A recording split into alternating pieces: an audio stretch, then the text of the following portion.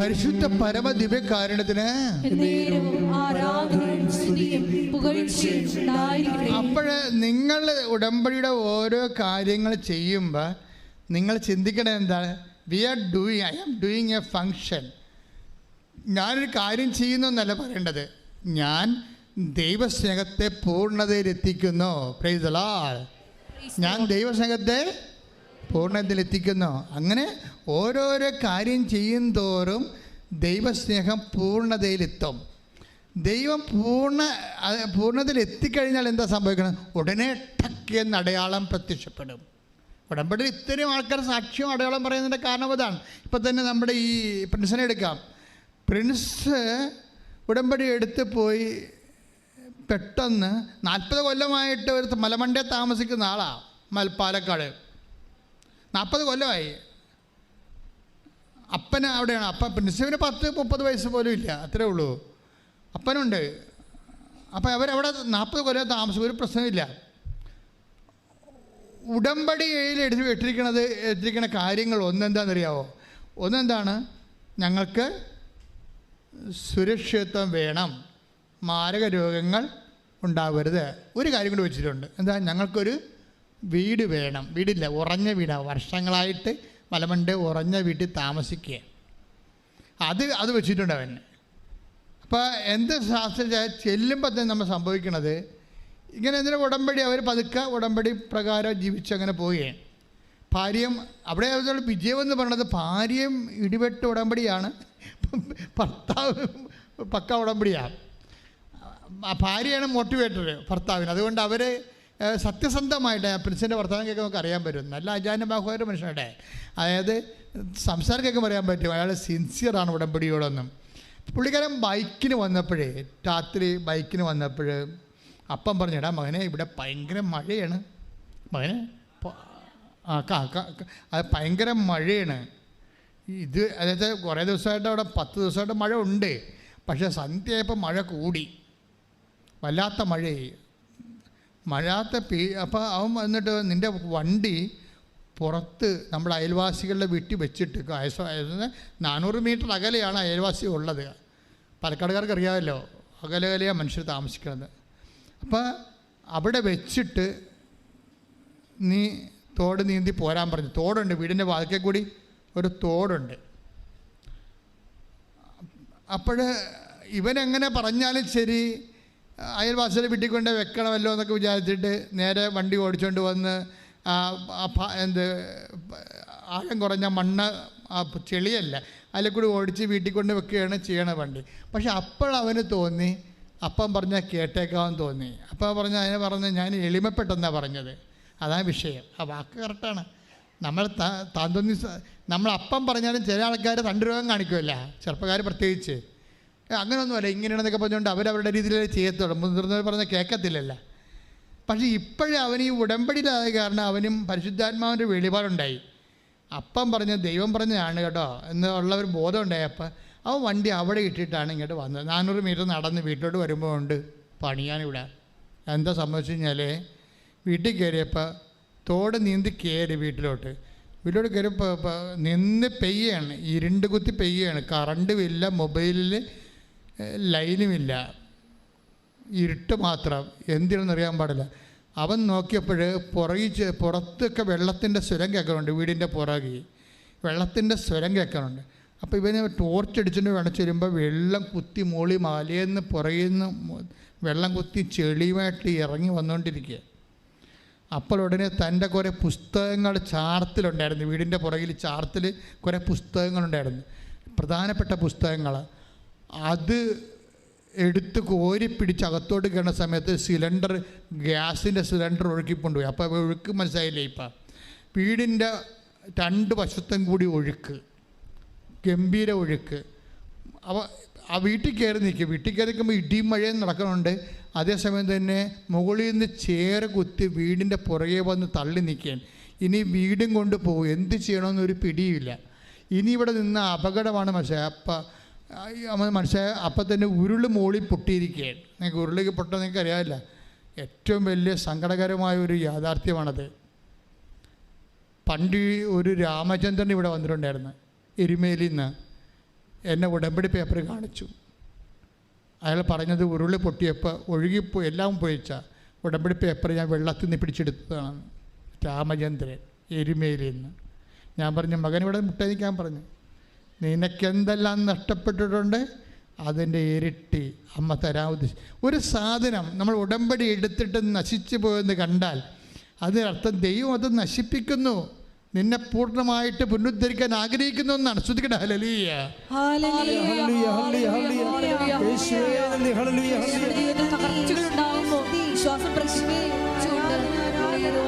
ആരാധനയിലൂടെ ഞങ്ങൾ അഭിഷേകം ചെയ്യണം.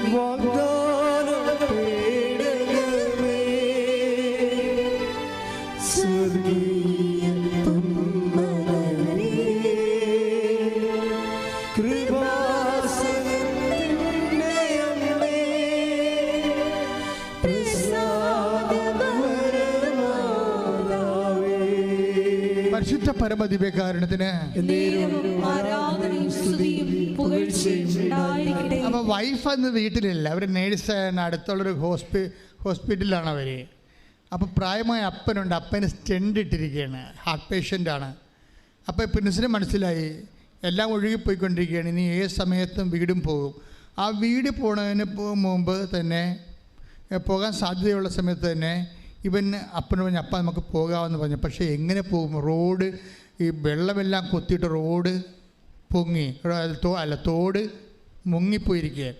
അപ്പോൾ ഇനി കഴുത്തൊപ്പം വെച്ച് നീന്തേണ്ടി വരും. അപ്പനെയും കൊണ്ട് എങ്ങനെ നീന്തും? പ്രായമായ അമ്മയും കൊണ്ട് എങ്ങനെ നീന്തും? പിന്നെ ഉടനെ എന്ത് ചെയ്യുമെന്ന് വെച്ചാൽ അമ്മയുടെ മുമ്പിൽ ചെല്ലുമ്പോൾ അമ്മയോട് പറഞ്ഞു, അമ്മേ ഈശോ, അതായത് ദേവമാതാവ് അമ്മയോട് പറഞ്ഞു, അമ്മേ ഞാനും എൻ്റെ ഭാര്യയും ഉടമ്പടി എടുത്തതാണ്, ഞങ്ങൾ നശിക്കരുത്, നശിക്കാൻ പാടില്ല. കാര്യം എന്താണ്? ഞങ്ങൾ നീയുമായിട്ട് ഉടമ്പടിയിലാണ് എന്ന് പറയുകയും പെട്ടെന്ന് നോക്കുമ്പോൾ ഒരു ഇടിമിന്നലിൽ ഒരു കോവേണി കാണും. അവിടെ ഉണ്ടായിരുന്ന കോവേണിയാണ്. അമ്മ കോവേണി കാണിച്ചു കൊടുക്കും. ഉടനെ കോവേണി എടുത്ത് ഇവൻ തോടിൻ്റെ മുകളിലിടും. ആരോപണത്തിൻ്റെ കോവേണി എടുത്ത് തോടിൻ്റെ മുകളിലിടും. തോടിൻ്റെ മുകളിലിട്ട് വെച്ച് ഉടമ്പടി കാശുരു എടുക്കും. എടുത്തിട്ട് അരയിൽ 5-8 പ്രാവശ്യം തിരിച്ചിട്ട് മുണ്ടയിൽ അത് തിരികെ വെക്കും.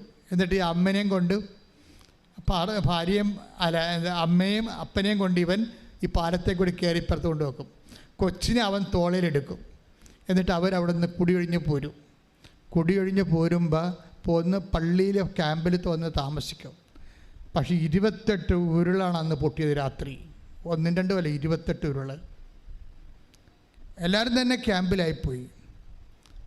എന്നാൽ അവർ ആ പ്രത്യക്ഷീകരണ പ്രാർത്ഥന അതുപോലെ തന്നെ മുടങ്ങാതെ പോവുകയാണ്. ഇവൻ തിരിച്ച് ക്യാമ്പിൻ്റെ അവസ്ഥ അറിയാമല്ലോ.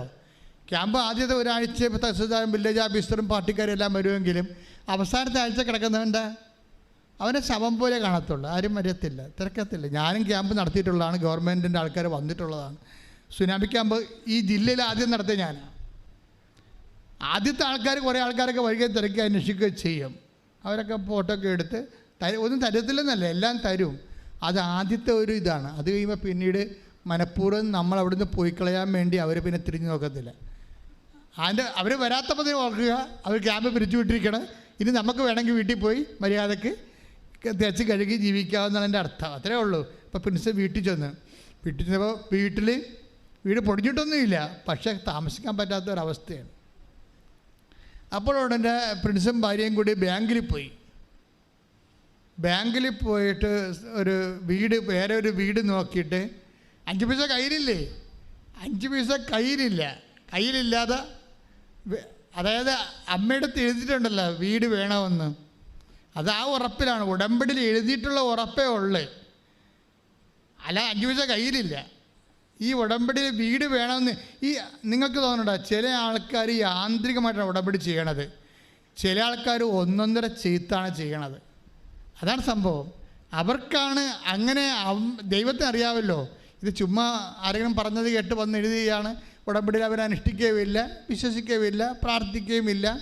ഇപ്പം ഇന്നലെ ഒരു ചങ്ങനാശ്ശേരിക്കാരൻ സാക്ഷ്യം പറഞ്ഞ് കേട്ടില്ലേ, ഞാൻ ഉടമ്പടി എടുത്തപ്പോൾ ഇതിൽ വിശ്വസിച്ചില്ല, ഉടമ്പടി കൊണ്ട് നടക്കുമ്പോഴും ഞാൻ വിശ്വസിച്ചില്ല, പക്ഷെ ഞാനിതൊക്കെ ചെയ്ത് കൂട്ടുന്നുണ്ട് വിശ്വാസമില്ലാതെ. അങ്ങനെ അതൊക്കെ സാക്ഷ്യം പറഞ്ഞിരിക്കണം, വിശ്വാസമില്ലാതെ ഇതൊക്കെ ചെയ്ത് കൂട്ടുന്നുണ്ടെന്ന്. പക്ഷെ ഞാൻ വിചാരിച്ചത് ഈ കൃപാസനം പത്രത്തെക്കുറിച്ചൊക്കെ ഭയങ്കര ട്രോളല്ലേ, അത് കാരണം ഈ പത്രം പുറത്തെടുക്കാൻ പോലും എനിക്ക് ഭയങ്കര ആക്ഷേപമായിരുന്നു. പക്ഷെ ഞാൻ എടുത്ത് കൊടുക്കുമ്പോൾ ആൾക്കാർ വന്ന് ആർത്തിയോടെ മേടിക്കുന്നുണ്ട്. അത് ഞാൻ ഉദ്ദേശിച്ചില്ലെന്നാണ് പറയണത് തക്കാളശ്ശേരി ഈ ചങ്ങനാശ്ശേരിക്കാരൻ. ഞാനത് ഉദ്ദേശിച്ചില്ല. ഞാൻ ഓർത്തത് ആൾക്കാർക്ക് ഇതിനോട് പുച്ഛമായിരിക്കുമെന്നാണ്. ഞാൻ എടുത്തു കൊടുക്കുമ്പോൾ എനിക്ക് തികയാതെ വന്നെന്നാണ് പറയണത് പത്രം. കാരണം ജനങ്ങൾക്ക് ഇന്ന് അറിയാവുന്നതിന് ശരിക്കറിയാം കൃപാസനം പത്രം എന്താണെന്നും അവിടെ ദൈവം പ്രവർത്തിക്കുന്ന രീതിയാണെന്നും. കഴിഞ്ഞ ദിവസങ്ങളിലൊരു സാക്ഷ്യം ഉണ്ടായിരുന്നു. കൃപാസന പത്രം വായിച്ചുകൊണ്ടിരിക്കുന്ന സമയത്ത് ഞാനത് സാക്ഷ്യത ഇട്ടിട്ടുണ്ട്. നിങ്ങളതിൻ്റെ ഇനി ട്രോളർമാരത് കേട്ടാൽ പിന്നെ അവർ അത് വെച്ച് ട്രോളിക്കൊണ്ടിരിക്കും. ട്രോളറിനോട് ട്രോളട്ട ദൈവികമായ പദ്ധതിയുടെ മുന ഒടിക്കാൻ ഒന്നിനും പറ്റത്തില്ല. കാര്യം നമ്മളിങ്ങനെ കുറേ പലതരത്തിലുള്ള ആക്ഷേപങ്ങളിലൂടെ കടന്നു വന്നിട്ടുള്ളതാണ്, നിങ്ങൾക്കറിയാമല്ലോ. അപ്പം അങ്ങനെ വന്നിട്ട് ഇങ്ങനെ വരണ സമയത്തും ദൈവത്തിൻ്റെ പ്രവൃത്തികൾ വിശ്വസിക്കുന്നവർക്ക് അടയാളമായിട്ട് നടത്തിക്കൊണ്ടിരിക്കും. അതിലെല്ലാം വിശ്വസിക്കാത്തവർക്ക് ഞാൻ പറഞ്ഞ അത് നിങ്ങളെ ഉടമ്പടി ചെയ്യുന്നവരെ ഒരു ഒക്കട്ടെ എന്ന് വിചാരിച്ചുകൊണ്ട് ഒരു സാമട്ടിൽ ചെയ്യുന്നതാണ് നിങ്ങൾക്കിത് ആപത്തായിട്ട് മാറണത്. ഇപ്പം ഇത് പ്രിൻസ് അപ്പനെയും അമ്മനെയും കടത്താൻ വേണ്ടി ഏണി തോടിന് വട്ടം വിട്ടിട്ട് ഈ മഴയത്ത് ഇറങ്ങി വരുമ്പോൾ അവനെന്താ ചെയ്യണത്? ഉടമ്പടി കാശുരം എടുത്തിട്ട് തുണിത്തെറുപ്പിൽ തെറുത്ത് വെച്ചിട്ടാണ് ഇറങ്ങണത്. എന്നിട്ട് അവൻ അമ്മയും കൊണ്ട് ഇറങ്ങണ പോയ ദൈവസാന്നിധ്യം അതൊക്കെ ഒരു വിശ്വാസ പ്രഖ്യാപനമാണ്. ഇങ്ങനെ വിശ്വാസം പ്രഖ്യാപിച്ചു കഴിഞ്ഞാൽ പിന്നെ ദൈവത്തിൻ്റെ ബാധ്യതയാവും ഇത് നിറവേറ്റി. നമ്മൾ വിശ്വാസം പ്രഖ്യാപിക്കുന്നില്ല, ദൈവത്തിൻ്റെ പ്രശ്നങ്ങളൊന്നുമില്ലേ? നിങ്ങൾ പ്രഖ്യാപിച്ചില്ല, അത്രേ ഉള്ളൂ.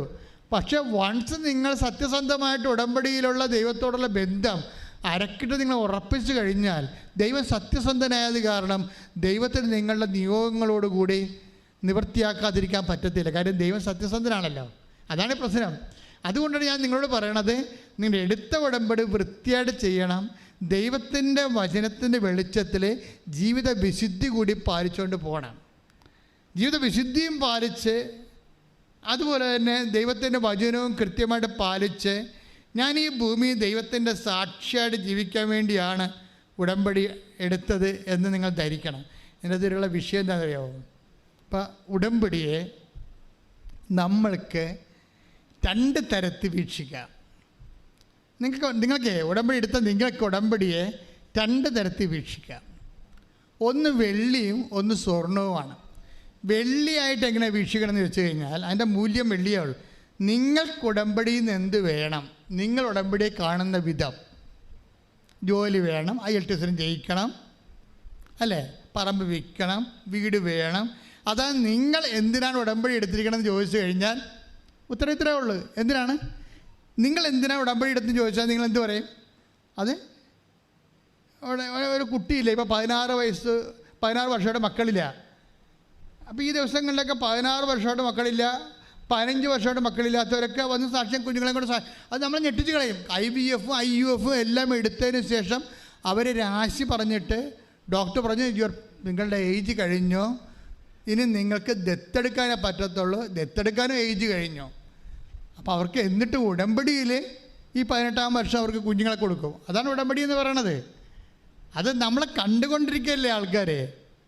അത് നമ്മൾ എല്ലാ ദിവസവും കണ്ടിരിക്കുക, എല്ലാ വല്ലപ്പം കാണുന്നതല്ലേ, എല്ലാ ദിവസവും ജനങ്ങൾ ഉടമ്പടി അനുഭവങ്ങൾ പറഞ്ഞുകൊണ്ടിരിക്കുകയല്ലേ. അപ്പോൾ പക്ഷേ നിങ്ങൾ ചെയ്യേണ്ട കാര്യം, ഉടമ്പടിക്ക് 2 വീക്ഷണങ്ങളുണ്ട്. ഒന്ന് ഒരു സിൽവർ ലൈനിലുള്ള ഒരു നിങ്ങൾ ഉടമ്പടിയെ കാണുന്നത് എന്തിനാണ് ഉടമ്പടി എടുത്തെന്ന് ചോദിക്കുമ്പോൾ ജോലി കിട്ടാൻ, കല്യാണം കഴിക്കാൻ, അല്ലെങ്കിൽ വസ്തു വിൽക്കാൻ, വസ്തു മേടിക്കാൻ, എന്തെങ്കിലുമായിരിക്കും നിങ്ങൾ പറയണത്. പക്ഷേ ഇനി വേറെ ഒരു ഗോൾഡൻ ലൈനുണ്ട്, ഒരു ഗോൾഡൻ വെർഷനുണ്ട്. അതെന്താണ്? ഈ ഉടമ്പടി കൊണ്ട് ദൈവം എന്ത് ഉദ്ദേശിക്കുന്നു, മനസ്സിലായില്ലേ? അവിടെയാണ് പിടുത്തയിരിക്കണത്. ഈ ഉടമ്പടി കൊണ്ട് നിങ്ങളെന്ത് ഉദ്ദേശിക്കുന്നു എന്നുള്ളത് സിൽവറാണ്. പക്ഷെ അതേസമയത്ത് നമ്മൾ ചിന്തിക്കേണ്ടത്, ധ്യാനിക്കേണ്ടത് ഈ ഉടമ്പടി കൊണ്ട് ദൈവം എന്ത് ഉദ്ദേശിക്കുന്നു. ദൈവം എന്താണ് ഉദ്ദേശിക്കുന്നത് നമ്മൾ നേരത്തെ കണ്ടു. എന്താ ഉദ്ദേശിക്കണത്? ദൈവസ്നേഹം നിങ്ങളിൽ പൂർണ്ണമാകണം, അതാണ് ഉദ്ദേശിക്കണത്. വായിച്ചില്ലേ നമ്മൾ? ഇപ്പോൾ 1 യോഹന്നാൻ 2:5 വായിച്ചേ. എന്നാൽ അവന്റെ വചനം പാലിക്കുന്നവനിൽ, അവന്റെ വചനം പാലിക്കുന്നവനിൽ സത്യമായും ദൈവസ്നേഹം പൂർണ്ണത പ്രാപിച്ചിരിക്കുന്നു. അപ്പൊ ദൈവം, ഈ ഗോൾഡൻ ലൈൻ എന്ന് പറഞ്ഞ ഇതാണ്. എന്താണ്? ഒരു ഉടമ്പടി എടുക്കുമ്പോൾ ആ ഉടമ്പടി കൊണ്ട് ദൈവം ഉദ്ദേശിക്കുന്നത് എന്താണ്? നിങ്ങളിൽ പറഞ്ഞ് എന്നിൽ ദൈവസ്നേഹം പൂർണ്ണത പ്രാപിക്കണം. ഇതാണ് കവനന്റിന്റെ ഗോൾഡൻ ലൈൻ എന്ന് പറയണത്. എന്താണ്? ഈ ഉടമ്പടി എടുക്കുന്ന വ്യക്തി എന്ത് ചെയ്യണം എന്നാ പറയണത്? ദൈവസ്നേഹം പറഞ്ഞ ദൈവസ്നേഹം പൂർണ്ണത പ്രാപിക്കണം. അപ്പോഴേ എല്ലാവർക്കും ദൈവസ്നേഹം ഉണ്ട്.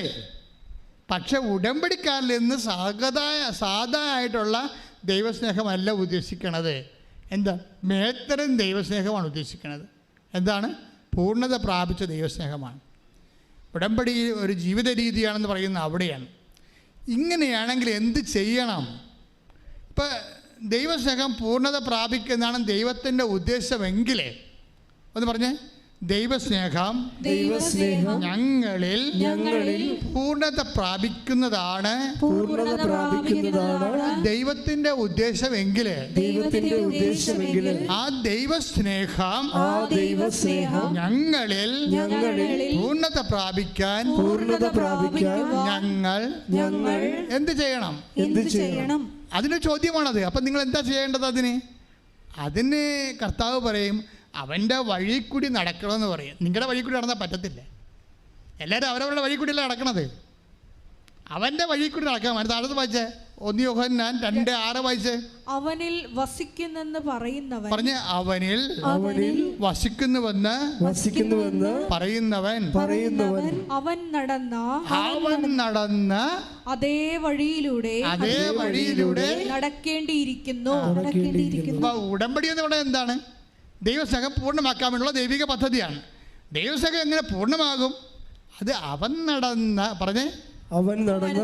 അതേ വഴിയിലൂടെ നടക്കണം.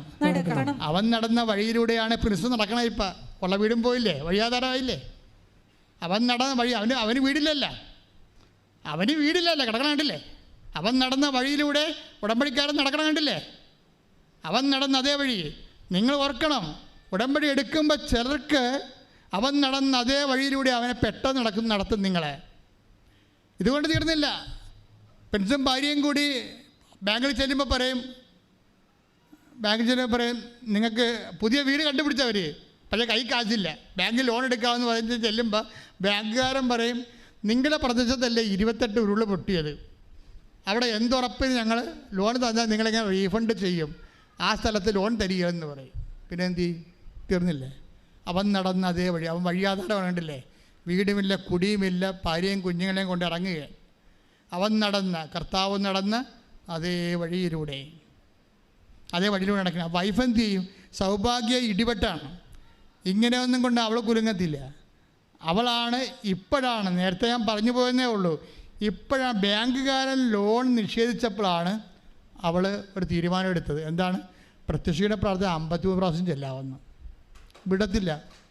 വിടാതെ ഇരുന്ന് 53 പ്രാവശ്യം ചെല്ലുമ്പോൾ വേറൊരു വീടിനെ, അവർ കണ്ടുവച്ച വീടിനെ ആ വീട് തന്നെ വെച്ചോണ്ട് ഈടാക്കിക്കൊണ്ട് ബാങ്കുകാരൻ ലോൺ അനുവദിക്കും. ശ്രുതികട്ടെ. ഹല്ലേലൂയ.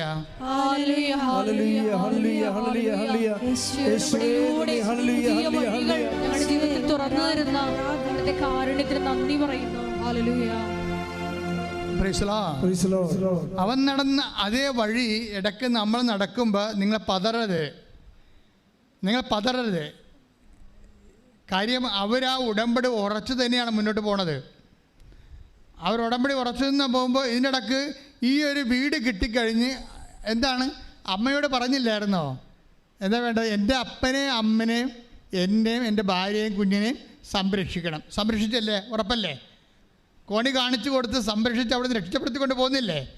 അതുറപ്പല്ലേ? രണ്ടാമതായത് ചെയ്ത് ഞങ്ങൾക്കൊരു വീട് വേണം. വീട് വേണമെങ്കിൽ ഇവിടുന്ന് ഇറങ്ങണ്ടേ? ഇത് അപകട മേഖലയാണ്. ഇവിടെ ബാങ്കിൽ നിന്ന് ലോൺ എടുത്ത് പുതിയ വീട് വെച്ചാൽ ഇന്നല്ലെങ്കിൽ നാളെ പിന്നെ ഉരുള് പൊട്ടും. അതുകൊണ്ട് അമ്മയ്ക്ക് ഇവനെ ഇവിടുന്ന് കൊണ്ടുപോകണം. അതിനാണ് ഈ പ്രശ്നം ഉണ്ടാക്കിയിരിക്കണം മുഴുവൻ. അങ്ങനെ അപ്പനെയും അമ്മനെയും കുഞ്ഞിനെയും എല്ലാം ഇവിടുന്ന് പറിച്ചുകൊണ്ട് വേറെ സ്ഥലത്ത് കൊണ്ടുപോയി ഉടമ്പടി പ്രകാരം അവരെ റീഇൻസ്റ്റേറ്റ് ചെയ്യും. കൈയടിച്ച് ശ്രദ്ധിക്കട്ടെ. ഹല്ലേലൂയ.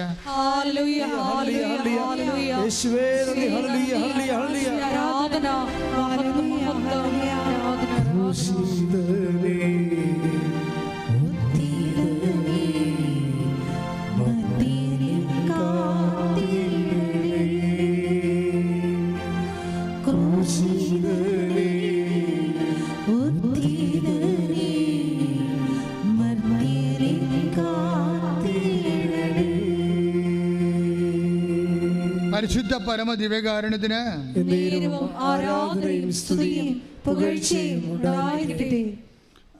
അതായത് ഇനി ഇത് നമ്മൾ ഈ ദൈവത്തിൻ്റെ വഴികളിലൂടെ നടക്കുമ്പോൾ ദൈവസ്നേഹം നമ്മളിൽ പൂർണ്ണമാകുമ്പോൾ നമ്മൾ ദൈവത്തെ അറിയുകയാണ് ചെയ്യണത്. ഉടമ്പടി ചെയ്ത് കഴിയുമ്പോൾ ദൈവം ചെയ്യണ എന്താണ്? ദൈവത്തെ ഇത്രയും നാൾ നമ്മൾ അറിഞ്ഞത് ഒരു അറിവല്ല, ഉടമ്പടി പ്രകാരമായ ദൈവത്തിൻ്റെ പൂർണ്ണതയുടെ അറിവിലേക്ക് നമ്മളെ കൊണ്ടുവരിക. അതുകൊണ്ടാണ് യോഹന്നാൻ 1 യോഹന്നാൻ 1 വായിച്ചേ. 1 യോഹന്നാൻ 2, 5, 6 1 വായിച്ചേ.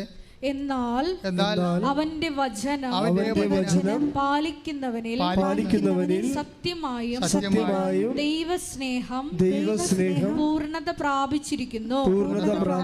നാം അവനിൽ വസിക്കുന്നെന്ന് ഇതിൽ നിന്ന് നാം അറിയുന്നു. ഇതിനകത്ത് വരുന്നൊരു വിഷയം കണ്ടില്ലേ? നമ്മളെപ്പോഴും പറഞ്ഞുകൊണ്ടിരുന്നത് മുഴുവനും, ഞാനെപ്പോഴും പറയും ഇത് ബൈലാറ്ററലാണ്, ഉഭയകക്ഷിയാണെന്ന് വെച്ച് കഴിഞ്ഞാൽ ദൈവം ഇതിൻ്റെ 2 സംഭവമാണ്. ഇപ്പോൾ നമ്മൾ ദൈവസ്നേഹം നമ്മളിൽ നമ്മുടെ സങ്കടങ്ങളിലും ക്ലേശങ്ങളിലും വിശ്വാസം കളയാതെ നമ്മൾ വിശ്വാസം വർദ്ധിപ്പിച്ചുകൊണ്ട് നമ്മൾ മുന്നോട്ട് പോകുമ്പോൾ എന്താ സംഭവിക്കണത്? നമ്മൾ അവനെ അറിയുന്നു. പിന്നെ എന്താണ്? നമ്മൾ അവനിൽ വസിക്കുന്നു. മനസ്സിലായില്ലേ? അതായത് നമ്മളെപ്പോഴും പ്രാർത്ഥിച്ചുകൊണ്ടിരിക്കണം. ഇപ്പോൾ വായിക്കുമ്പോൾ എന്താ സംഭവിക്കണമെന്ന് വെച്ച് കഴിഞ്ഞാൽ ഇപ്പം 15:4 യോഹന്നാൻ 15:4 നിങ്ങൾ എന്നിൽ വസിക്കുവിൻ. പിന്നെ പ്രാർത്ഥിച്ച് യോഹന്നാൻ 15:4 നിങ്ങൾ എന്നിൽ വസിക്കുവിൻ, നിങ്ങൾ എന്നിൽ വസിക്കുവിൻ, ഞാൻ നിങ്ങളിലും വസിക്കും. പിടിയാ ഈ ഞാൻ നിങ്ങളിൽ വസിക്കണം എന്ന് പറഞ്ഞാൽ 2ാമത്തെ ക്ലോസാണ്, ആദ്യത്തെ ക്ലോസ് അല്ല. ഞാൻ നിങ്ങളെ വസിക്കുക എന്ന് പറഞ്ഞാൽ എന്താണ്? 2ാമത്തെ ഓപ്ഷനാണത്, അത് ആദ്യത്തേതല്ല. ആദ്യത്തെ എന്താ? നമ്മൾ ചെയ്യേണ്ട കാര്യം ചെയ്യാതെ ദൈവം വസിക്കുന്നൊരു കാര്യമില്ല. ആദ്യത്തെ എന്താണ്? ഈശോ എന്താ പറയുക? ഞാൻ നിങ്ങളിൽ വസിക്കും, പിന്നെ നിങ്ങൾ എന്നിലും വസിക്കുമെങ്കിൽ. അത് എന്താ പ്രോബ്ലം ചെയ്യണത്? ആദ്യം ചെയ്യേണ്ടത് ദൈവം നമ്മളിൽ വസിക്കണമെങ്കിൽ ആദ്യം ചെയ്യേണ്ടത് എന്താണ്? നമ്മൾ ദൈവത്തിൽ വസിക്കണം. ഇവിടെയാണ് വിഷയം വന്നത്. ഉടമ്പടി അഡ്രസ്സ് ചെയ്യണത് ഈ വിഷയമാണ്. Why we should take covenant. അതെന്താ കാര്യം? എന്തിനാണ് നിങ്ങൾ കവനന്റ് ഉടമ്പടി എടുക്കുന്നത്? ആ 8 ദിവസം അതുപോലെ തന്നെ കല്യാണം കഴിക്കാനോ പീഡിപ്പിക്കാനോ ഒന്നുമല്ല. അത് നമ്മുടെ ഒരു ദൈവം അങ്ങനെയല്ല കാണുന്നതിനെ. എന്തിനാണ് നമ്മൾ കവനന്റ് എടുക്കുന്നത്? ദൈവം നമ്മളിൽ വസിക്കാൻ. ദൈവം നമ്മളിൽ എങ്ങനെ വസിക്കും? ദൈവസ്നേഹം നമ്മളിൽ പൂർണ്ണമാകുമ്പോൾ. ദൈവസ്നേഹം നമ്മൾ എങ്ങനെ പൂർണ്ണമാകും? ദൈവത്തിൻ്റെ വചനം നമ്മൾ പാലിക്കുമ്പോൾ. You got the point? Clear അല്ലേ? അതാണത് വായിക്കേണ്ടത്. അതായത് നമ്മൾ ഉടമ്പടി എടുക്കണം എന്തിനാണ്? ദൈവത്തിൻ്റെ വചനങ്ങൾ നമ്മൾ പാലിക്കാൻ.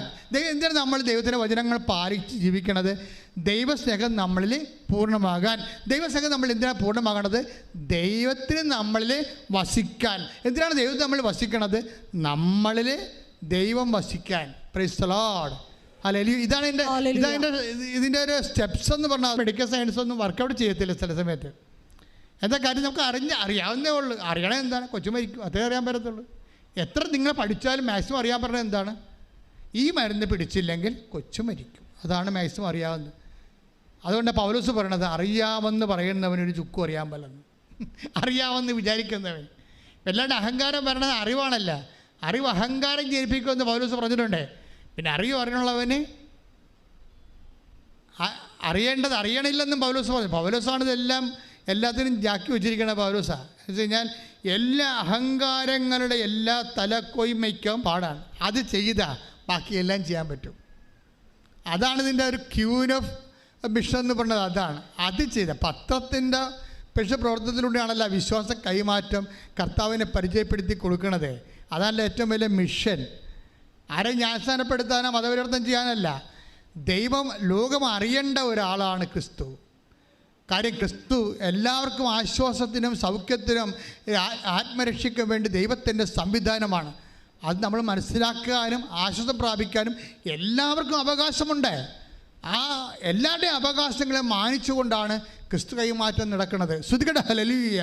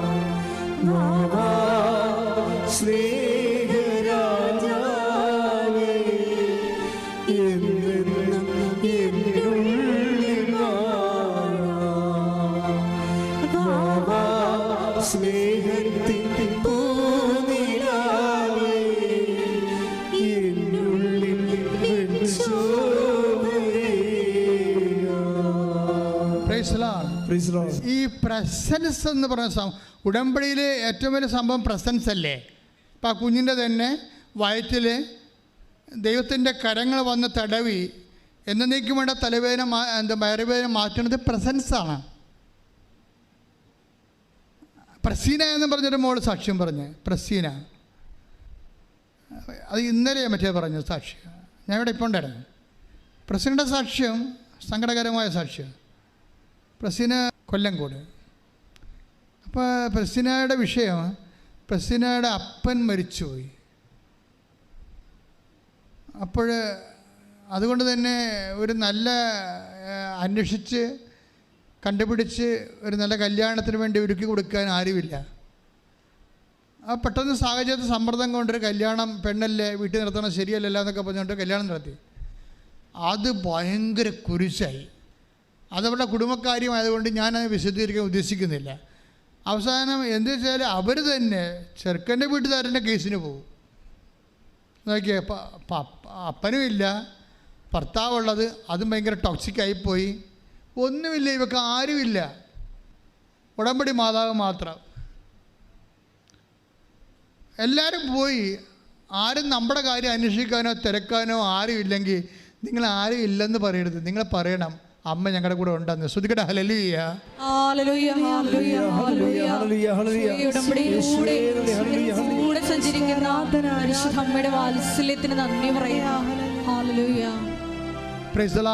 അപ്പൊ പ്രസീന ഒറ്റക്ക് ദൈവത്തിൻ്റെ കൂടെ ഒറ്റക്കാണ്. സിംഗിൾ വിത്ത് ഗോഡ് എന്ന് പറയത്തില്ലേ, അതുപോലുള്ള ജീവിതാനുഭവങ്ങളാണ്. സിംഗിൾ വിത്ത് ഗോഡ്, എനിക്ക് ദൈവം മാത്രമേ ഉള്ളൂ. അപ്പം ദൈവം മാത്രമേ ഉള്ളെന്ന് പറഞ്ഞുകൊണ്ട് ദൈവത്തിൻ്റെ ജോലി അവൾ വെടിപ്പാട് ചെയ്യുന്നുണ്ട്. ദൈവത്തിൻ്റെ ജോലി അവൾ വെടിപ്പാട് ചെയ്യുന്നുണ്ട്. ഒരു ദിവസം ഒരു ഉടമ്പടി പുതുക്കാൻ വന്നപ്പോൾ അമ്മയോട് പറഞ്ഞു, അമ്മേ എല്ലാവരും അമ്മ കാണുന്നുണ്ടല്ലേ, എനിക്ക് ഭർത്താവും ഇല്ല അപ്പനും ഇല്ല, എന്നെ ഒന്ന് കാണാത്തത് എന്താണ്? അതൊരു ഒന്നൊന്നര ചോദ്യമാണേ. അത് നിങ്ങൾക്ക് അങ്ങനെ ആയാൽ മാത്രമേ മനസ്സിലാകത്തുള്ളൂ. എനിക്ക് ഭർത്താവുമില്ല അപ്പനുമില്ല, എല്ലാവരും നീ കാണുന്നുണ്ട്, എന്നെ എന്താ ഒന്ന് കാണാത്തത്? ഉടമ്പടി എഴുതി എനിക്ക് നിന്നെ കാണണമെന്ന്. ഉടമ്പടിയിൽ പുതുക്കുമ്പോൾ എഴുതണമാണ് എനിക്ക് നിന്നെ കാണണം. എന്നിട്ട് ഉടമ്പടി ഇട്ടിട്ട് അമ്മയുടെ കാര്യവും പറഞ്ഞ് സങ്കടം പറഞ്ഞിട്ട് പോകുവാൾ പോയി. വടക്കാഞ്ചേരി ഒരു ആശുപത്രിയിൽ രോഗികളെ, ഒരു പാലിയേറ്റീവ് കെയറിൽ കിടപ്പ് രോഗികളെ ശുശ്രൂഷിക്കാൻ വേണ്ടി പോകും. ഉടമ്പടി വിധി പ്രകാരം രോഗി പരിചരണം ഉണ്ടല്ലോ, കിടപ്പ് രോഗികളെ ശുശ്രൂഷിക്കാൻ വേണ്ടി ബസ്സിന് പോവുകയാണ്.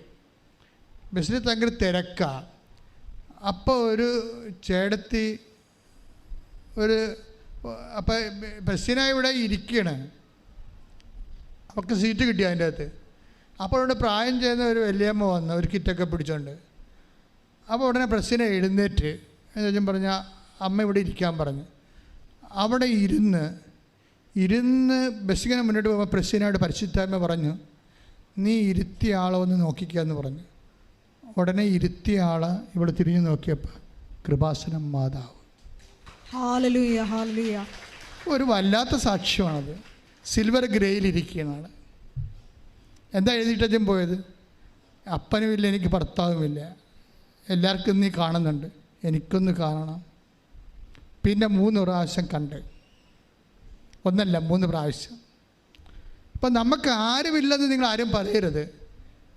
എനിക്കെൻ്റെ അമ്മയുണ്ട്, അമ്മ ചൂണ്ടിക്കാണിച്ചു തരുന്ന ഈശോ ഉണ്ടെന്ന് പറയണം എന്ന് പറഞ്ഞുകൊണ്ട് സ്തുതിക്കട്ടെ. ഹല്ലേലൂയ, ഹല്ലേലൂയ, ഹല്ലേലൂയ, ഹല്ലേലൂയ. ഞങ്ങളുടെ ജീവിത തകർച്ചകളിൽ ഞങ്ങളുടെ കരം പിടിച്ച് ഞങ്ങളെ ചേർക്കുന്ന അവിടുത്തെ സ്നേഹത്തിന് സാന്നിധ്യത്തിന് നന്ദി പറയുന്നു.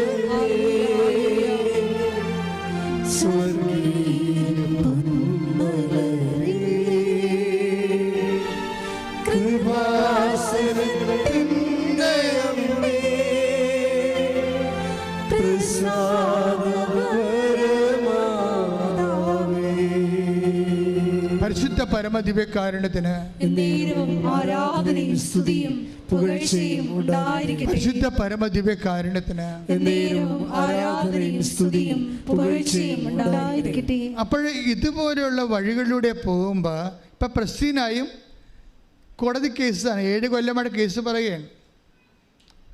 അപ്പനുമില്ല, ഭർത്താവുമില്ല, അവൾ ഒറ്റക്ക് നിന്ന് ദൈവം മാത്രമേ ഉള്ളൂ.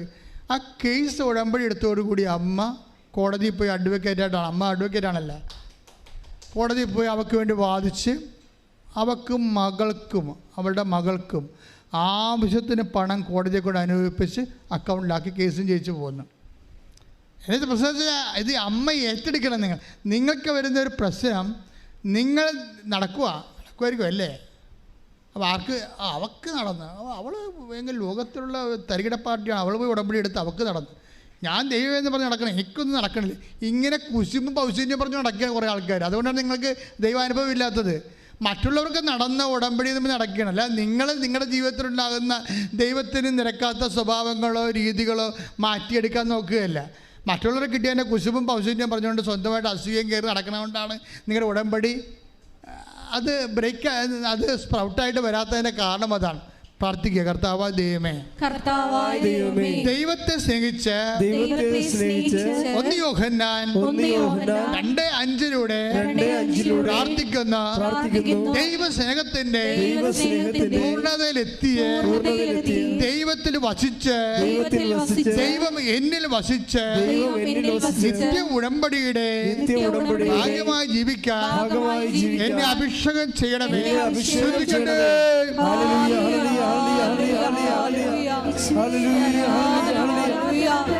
നിത്യതയോളം നിങ്ങളുടെ വചനം പാലിച്ച് മുന്നേറുവാൻ ഈ ആരാധനയിലൂടെ ഞങ്ങളെ അഭിഷേകം ചെയ്യണമേ.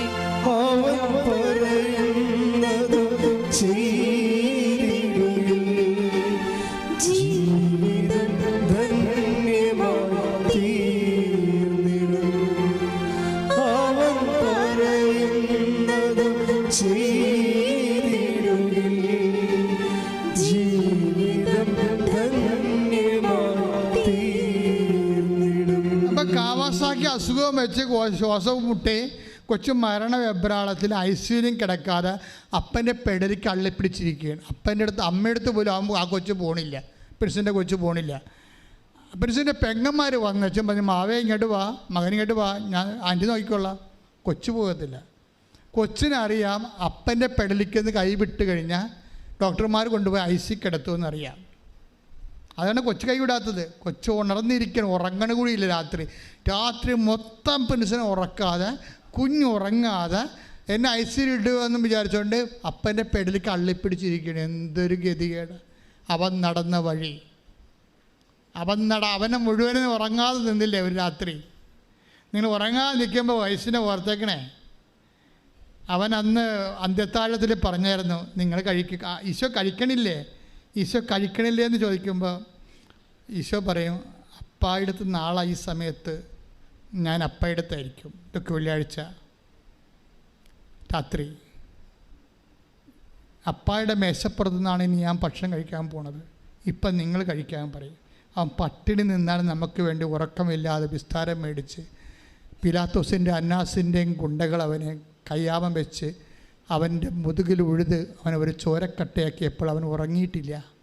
ഉറങ്ങാത്ത രാത്രികൾ അവകാശമായി വരുമ്പോൾ അവൻ നടന്ന വഴിയിലൂടെ നടന്നു വന്നുകൊണ്ട് ഉടമ്പടി പ്രഖ്യാപിക്കാൻ സ്തുതിക്കട്ടെ. ഹല്ലേലൂയ, ഹല്ലേലൂയ, ഹല്ലേലൂയ,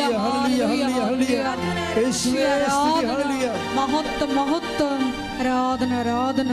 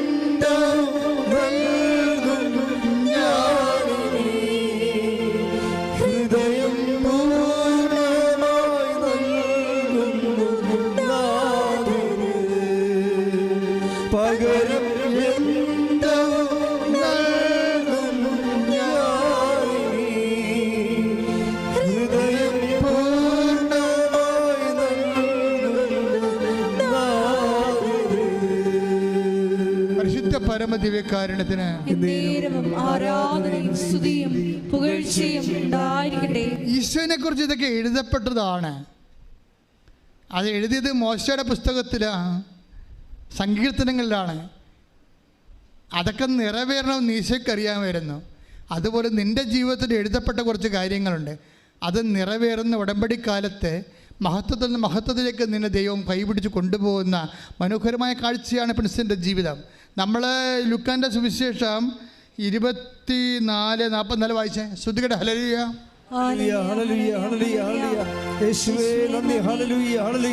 ലൂക്കാ 24:44. അവൻ അവരോട് പറഞ്ഞു, മോശയുടെ നിയമത്തിലും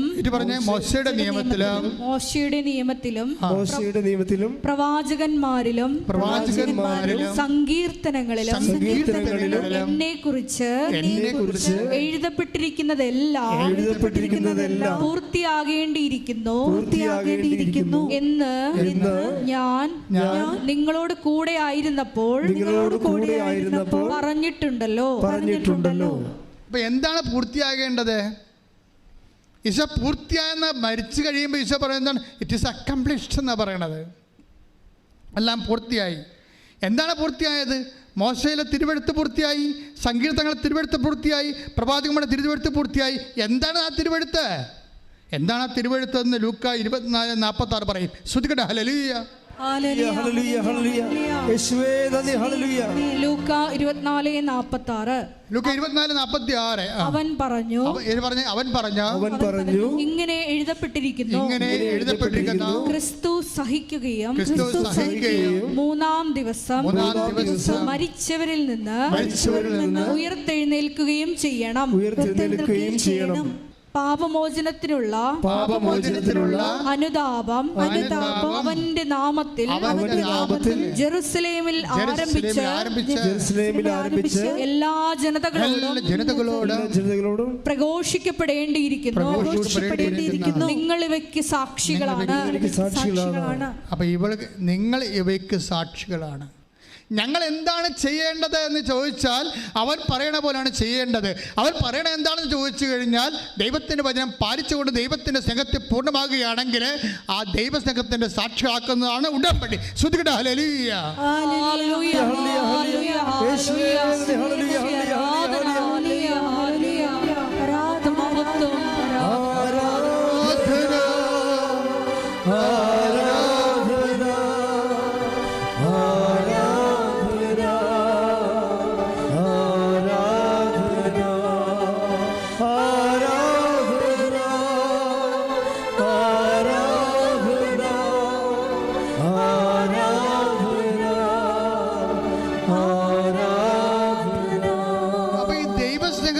പൂർണ്ണതയിലേക്ക് നമ്മൾ പോകുമ്പോൾ അത് സഹനത്തിൻ്റെ ഒരു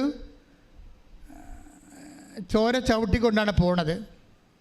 അതെപ്പോഴും ഓർത്തേക്ക്. എന്തെങ്കിലും സഹനം വരുമ്പോൾ നിങ്ങൾ ഉടനെ മോങ്ങരുത്. ഓ, ഞാൻ ഉടമ്പടി എടുത്തല്ല, എനിക്ക് എന്തിനും സഹനം വന്നില്ല. അല്ല, അത് ഉടമ്പടി എടുക്കാത്തവർക്ക് വരുന്ന സഹനം പോലല്ല, ഉടമ്പടി എടുക്കുന്നവർക്ക് വരുന്ന സഹനങ്ങൾ. ആ സഹനം എന്താണ്?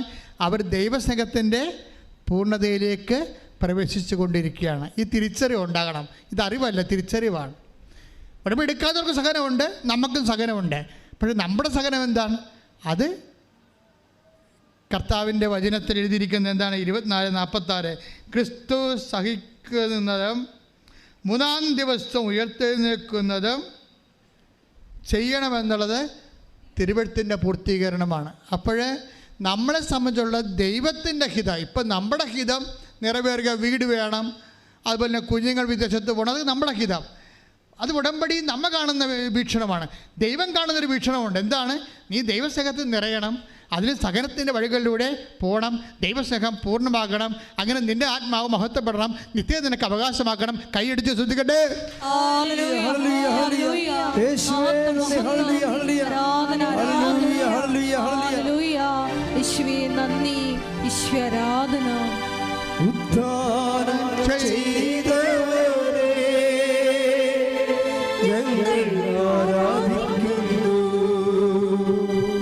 മരണത്തെ ജയിച്ചവനെ ഞങ്ങൾ ആരാധിക്കുന്നു. ഉദ്ധാരം ചെയ്തവനെ ഞങ്ങൾ ആരാധിക്കുന്നു. മരണത്തെ ജയിച്ചവനെ ഞങ്ങൾ ആരാധിക്കുന്നു. പരമദിവ്യകാരുണ്യത്തിന് പതറരുത്. പതറാതെ ഈ കുഞ്ഞ് പ്രിൻസിൻ്റെ പെടലിക്കൊന്നും മാറാതെ അപ്പ ഇട്ടും പോയി എന്നെ ഐസിലാക്കി, ഞാൻ അവിടെ കിടന്ന് ചത്തുപോകുന്ന കുഞ്ഞ് പേടിച്ചിട്ട് അപ്പ എൻ്റെ പെടലിക്ക് ഇങ്ങനെ അമുങ്ങി പിടിച്ചുകൊണ്ടിരിക്കുന്ന സമയത്ത് പ്രിൻസ് കരഞ്ഞുകൊണ്ട് പ്രാർത്ഥിക്കും. എന്താ പറയണത്? ഞാൻ ആശുപത്രി ഐസിയുലല്ല അമ്മേ, ഞാൻ ആലപ്പുഴ കൃപാസനത്തിൽ അമ്മയുടെ മുമ്പിലാണ്. ഞാൻ അമ്മയുടെ മുമ്പിൽ നിന്നുകൊണ്ട് പ്രാർത്ഥിക്കുകയാണ്. ഇനി ഒരു ഇഞ്ചക്ഷൻ എടുത്താൽ കൊച്ച് അങ്ങോട്ടോ ഇങ്ങോട്ടോ ആകാം എന്നാണ് ഡോക്ടർ പറഞ്ഞത്. അപ്പോൾ അതുകൊണ്ട് ലാസ്റ്റ് ഓപ്ഷനാണ്.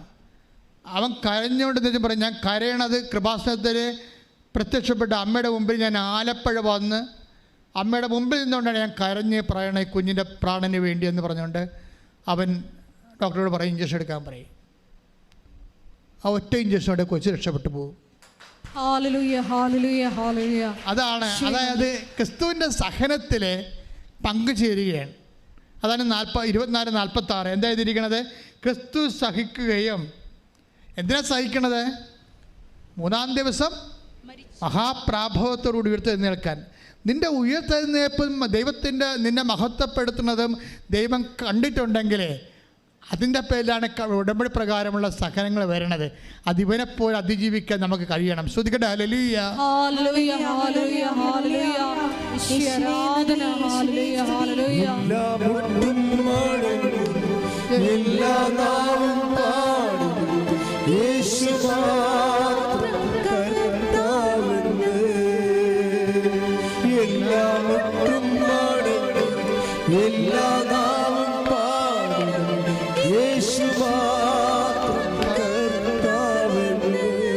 പരിശുദ്ധ പരമദിവ്യകാരുണ്യത്തിന്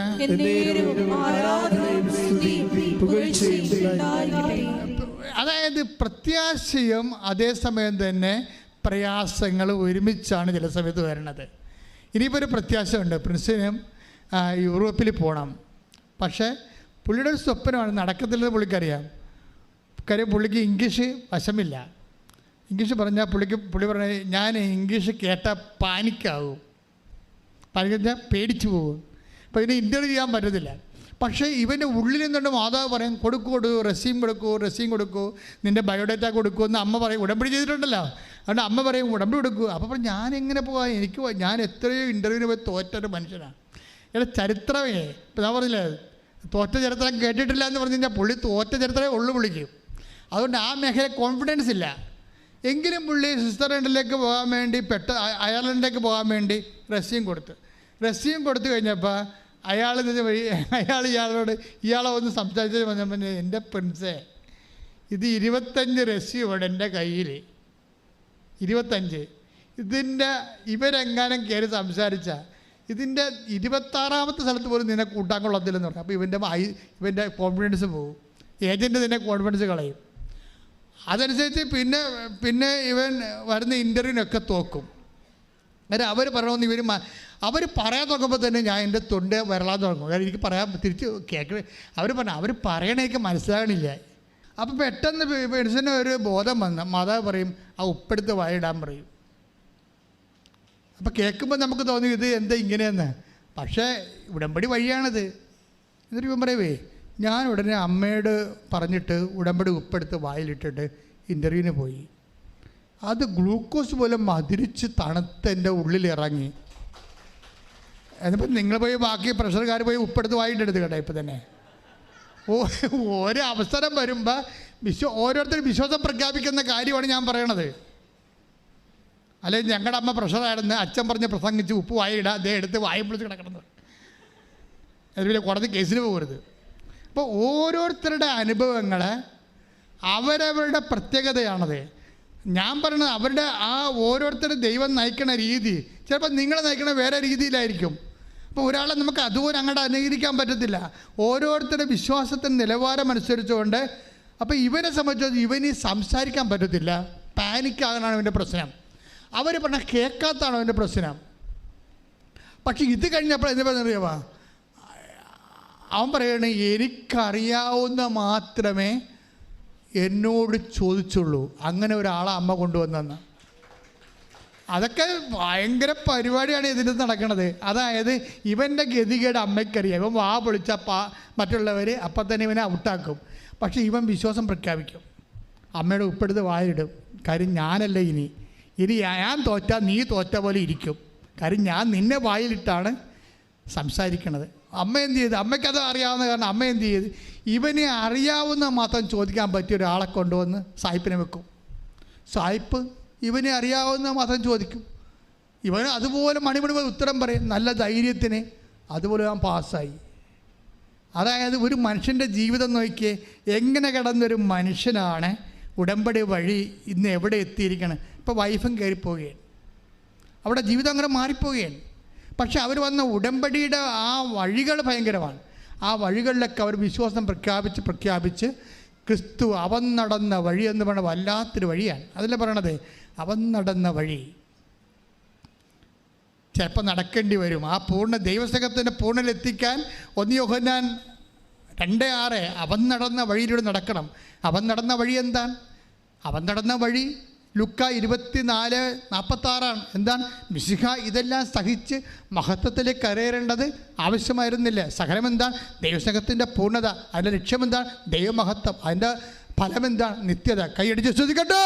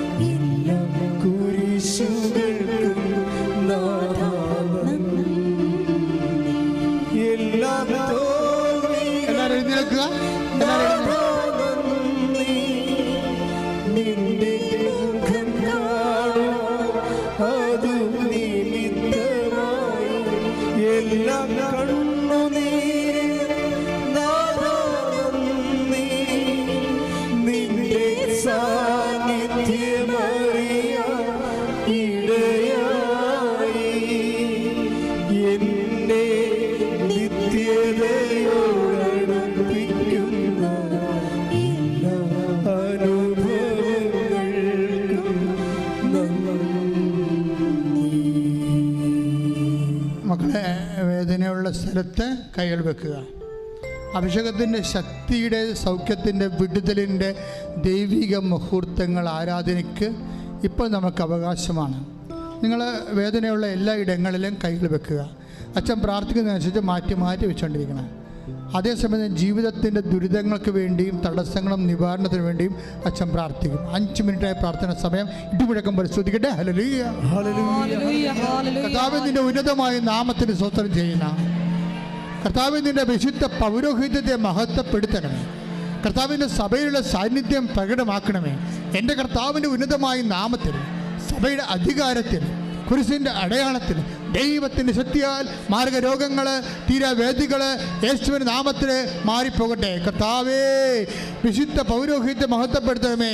കർത്താവെ, 38 വർഷമായി അർപ്പിച്ച കൃപാന്റെ ശക്തിയാൽ കൃപാസന അൾത്താറെ ജീവനോടെ പ്രത്യക്ഷപ്പെട്ട പരിശുദ്ധ അമ്മയുടെ മാധ്യസ്ഥത്താൽ ചുച്ചു മുതൽ ഉള്ളംകാലം വരെ മാരകരോഗങ്ങൾ, ആന്തരിക അവയവങ്ങളുടെ രോഗങ്ങൾ, ക്യാൻസർ രോഗങ്ങൾ, അതുപോലെ എപ്പിലെപ്സി രോഗങ്ങൾ, ഓട്ടിസം രോഗങ്ങൾ, അപസ്മാര രോഗങ്ങൾ, ഡിപ്രഷൻ രോഗങ്ങൾ, മാരക രോഗങ്ങൾ, മെഡുല്ല രോഗങ്ങൾ, ബ്രെയിൻ്റെ രോഗങ്ങൾ, കരളിൻ്റെ രോഗങ്ങൾ, അതുപോലെ തന്നെ കിഡ്നി രോഗങ്ങൾ, ഉദര രോഗങ്ങൾ, അസ്ഥി രോഗങ്ങൾ, വാതരോഗങ്ങൾ, പേശി രോഗങ്ങൾ, തൈറോയ്ഡ് രോഗങ്ങൾ, ടോൺസൈറ്റ് രോഗങ്ങൾ, സ്പോണ്ടിലോസ് രോഗങ്ങൾ യേശു ക്രിസ്തുവിന്റെ നാമത്തിൽ മാറിപ്പോകട്ടെ. എല്ലാ രോഗങ്ങളും സുഖപ്പെട്ടുകൊണ്ട് അങ്ങയുടെ നാമം ഈ ആരാധനയിലൂടെ വീണ്ടും വീണ്ടും മാറ്റപ്പെടുത്തണമേ.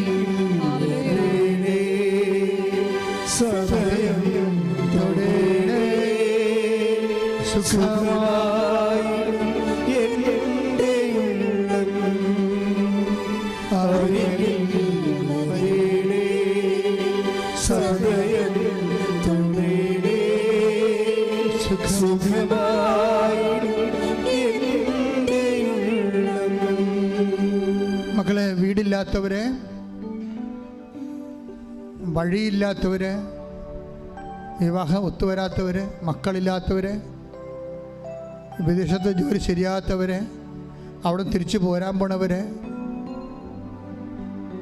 ഗ്രീൻ കാർഡ് കിട്ടാത്തവര്, PR ലഭിക്കാത്തവര്, നാട്ടിൽ നിന്ന് റിസൾട്ട് പരീക്ഷകളുടെ ഫലങ്ങൾ പ്രതീക്ഷിക്കുന്നവര്, ജപ്തി നടപടി നേരിടുന്നവര്, സാമ്പത്തിക ബാധ്യത വിഷമിക്കുന്നവർ, കുടുംബ കലഹത്തിലുള്ളവർ, കുടുംബക്കോടതി കേസുള്ളവർ, മാതാപിതാക്കന്മാരെ മാനിക്കാത്തവർ, തെറ്റായ പ്രണയത്തിൽ അകപ്പെട്ടവർ, ഇങ്ങനെ എല്ലാ വ്യവസായം നടക്കാത്തവർ, വ്യാപാരം നടക്കാത്തവർ, ജീവിതമാർഗം മുട്ടിയവർ, എല്ലാ മേഖലകളിലും ശത്രുക്കളുള്ളവർ, അതെല്ലാം ശിരസ് കൈവച്ചുകൊണ്ട് സ്തുതിക്കട്ടെ. ശിരസ് എല്ലാവരും ഇടിമുഴക്കം പോലെ സ്തുതിക്കട്ടെ. കർത്താവിന്റെ ഉന്നതമായ നാമത്തില്, സഭയുടെ അധികാരത്തില്, കുരിശിന്റെ അടയാളത്തില്, ദൈവത്തിന്റെ ശക്തിയാൽ ജീവിത തടസ്സങ്ങൾ എല്ലാം കർത്താവിൻ്റെ നാമത്തില്, വീടില്ലാത്തവര്, വഴിയില്ലാത്തവര്, വെളിച്ചമില്ലാത്തവര്, കടങ്ങളുള്ളവര്, കോടതി കേസുള്ളവര്, കുടുംബക്കോടതി കേസുള്ളവര്, റിസൾട്ട് പ്രതീക്ഷിക്കുന്നവര്, വിദേശത്തിലേക്ക് ശ്രമിക്കുന്നവര്, വിദേശത്തിൽ നഷ്ടപ്പെട്ടു പോയവര്, കുടുംബത്തിൽ കലഹങ്ങളുള്ളവര്, യേശു ക്രിസ്തു ജീവിത ദുരിതങ്ങൾ, തടസ്സങ്ങൾ യേശുവിന്റെ നാമത്തിൽ മാറിപ്പോകട്ടെ. ദുരിതങ്ങൾ, തടസ്സങ്ങൾ മാറിക്കൊണ്ട് ആരാധനയിലൂടെ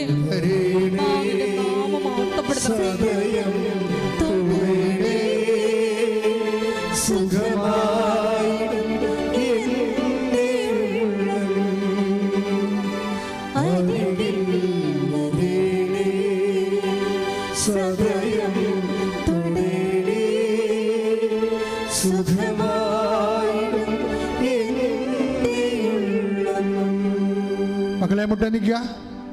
മൗനമായി പ്രാർത്ഥിക്കേണ്ട സമയമാണ്. അച്ഛനും മൗനമായി പ്രാർത്ഥിക്കുന്ന സമയമാണ്. നിങ്ങളെ വിട്ടുപോയ കാര്യങ്ങളും നിങ്ങളുടെ ഉടമ്പടി വെച്ച വിഷയങ്ങളും ഈശോയോട് പരിശുദ്ധയുടെ മാധ്യസ്ഥതയിൽ അപേക്ഷിക്കുക. ഓൺലൈനിലുള്ളവർ പ്രത്യേകിച്ച്.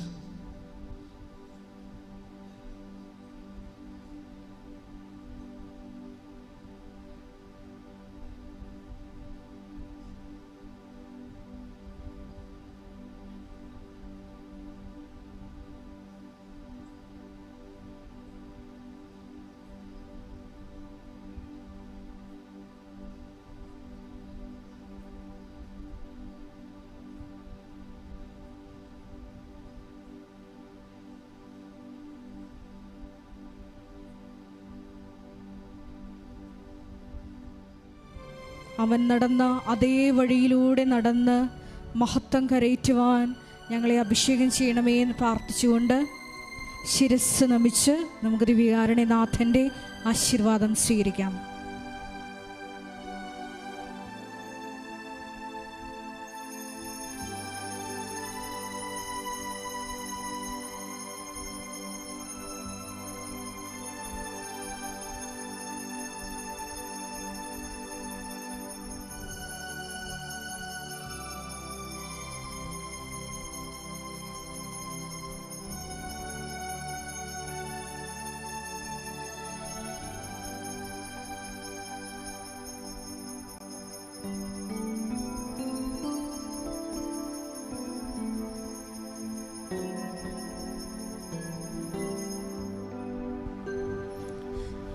പരിശുദ്ധ പരമമാ ദിവ്യകാരുണ്യമേ, ഇന്നും എന്നും അങ്ങേക്ക് ആരാധന. പരിശുദ്ധ പരമമാ ദിവ്യകാരുണ്യമേ, ഇന്നും എന്നും അങ്ങേക്ക് ആരാധന. പരിശുദ്ധ പരമ